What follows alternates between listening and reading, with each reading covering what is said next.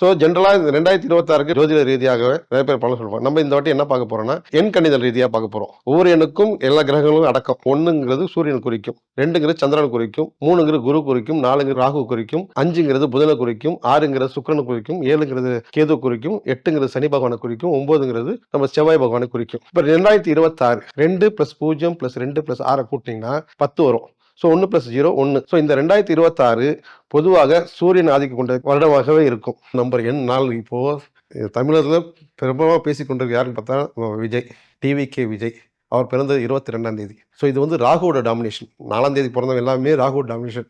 4, 13, 22ல் பிறந்தவங்க எல்லாமே ராகுவோட டாமினேஷன் தான் இருக்கும். இவங்க என்னன்னா எங்க கூட்டம் சேர்ந்தாலும் சரி பிரம்மாண்டமாக தான் இருக்கும், கம்மியாலாம் இருக்காது. எந்த ஒரு செயல் செஞ்சாலும் சரி எதிர்பார்ப்பு மக்கள் ரீதியாக ரொம்ப ஜாஸ்தியாக இருக்கும். ஆனால் ராகு சூரியன் இருப்போ அது ராகு சாதகமாக இருக்குமா, சாதகமாக இருக்காது. ஆனால் இன்னொன்று ஒரு குழப்பமான நிலையில் தான் இருப்பார். இவர் தீர்க்க முடிவு எடுக்கணும். நல்ல முடிவு எடுத்து நல்ல கூட்டணி அமைச்சா கண்டிப்பாக வெற்றி வாய்ப்பு இருக்குது. ஆனால் வாய்ப்பு இல்லைன்னு சொல்ல முடியாது. ஆனால் ராகு சூரியன் இருப்போ இவருக்கு சாதகமாக இருக்காது.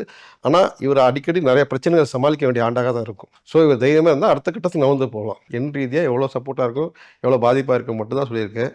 ஆனால் இந்த 2026 தமிழக மக்களுக்குள்ள அனைத்து மக்களுக்கும் நல்ல ஆண்டாக அமையட்டும் என்று எல்லாம் உள்ள இறைவனை பிரார்த்திக்கிறேன். நன்றி, வணக்கம்.